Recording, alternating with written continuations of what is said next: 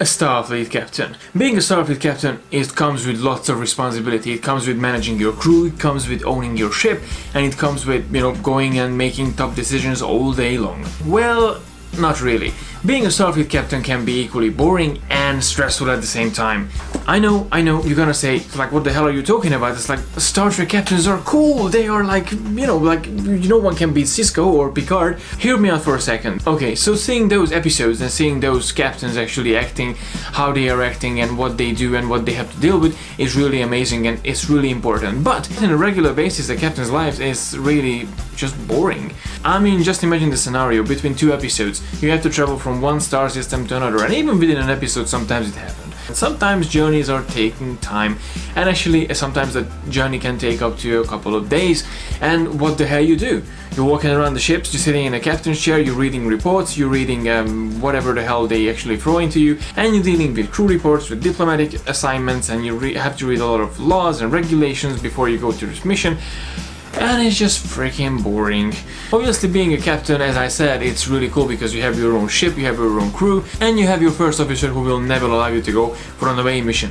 And it happened multiple times actually, when Riker went down with the away team with Data, Worf and Geordi, and even on some occasion with Dr. Crusher, and Picard was just stuck up there in the starship. While Riker has all the fun, Captain Picard just sits in the captain's chair and just waits for whatever the hell they gonna come up with. Obviously, you got to do things when you have to actually go to battle and you're commanding the starship and you're giving orders to everyone, but the captain doesn't really do that much in a starship, just giving orders. I mean, obviously, every Starfleet captain had to deal with difficult situations, and they even affect the crew members' lives as well. So whenever you send down an away team and you actually send down quite a few people, quite a few red shirts to protect the main crew, some red shirts always gonna die, and it happened quite a lot in the original series. Basically, one season in every series takes up 1 year of their journey, of their life, and you only got to see 24-25 episodes.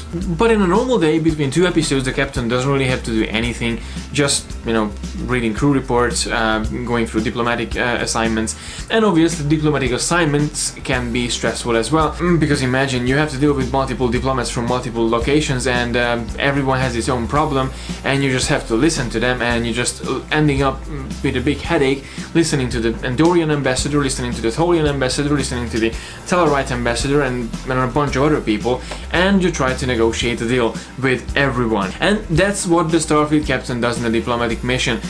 Goes down to the planet, there's a big bunch of people who are arguing about something, and basically he tries to make order in the chaos. In a way, a captain's job really familiar with the one that actually a customer service representative has to do, because basically you get customers, they have complaints, and you have to deal with the complaints.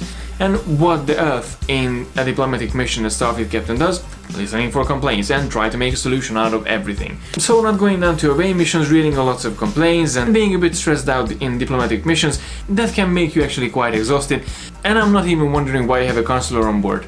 So obviously being a Starfleet captain is really interesting and it's really cool because you have your own ship, you have your own crew, as I said before, but it can be really stressful and it can be really boring as well. So as a captain, you could be actually locked into your ready room or in the bridge and not going anywhere, while everyone else doing the fun stuff on board the ship. Like, let's say if you're an engineer, you got to see the engine room all the time and you got to see the ship and you got to actually maintain the ship. If you're a scientist, you always have some cool project to work on. If you're a barmaid, you always have some customers to talk with. Whatever you do in a ship, the best thing is not to be a Starfleet captain, basically because you're just sitting on the bridge all day long and you're making decisions that in a certain situation can be really tough, but otherwise it's just, paperwork. Despite all of these facts and things that I just talked about, I really wanted to be a Starfleet captain back then because it was so cool, to see Captain Picard or Archer or Cisco or Janeway or Kirk and even everyone else to actually have this power and have this this sort of feel that you sit down in the captain's chair and you have your own ship.